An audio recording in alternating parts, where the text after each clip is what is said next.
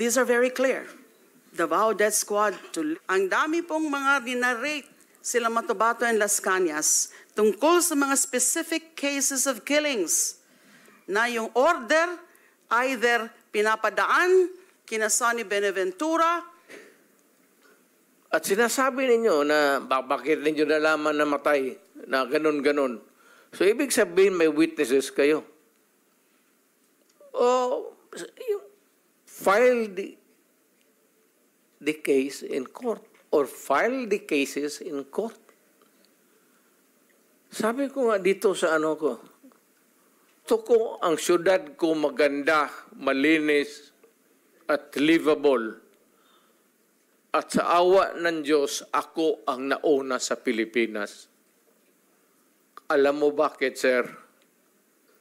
Ako po'y empleyado lang ng gobyerno.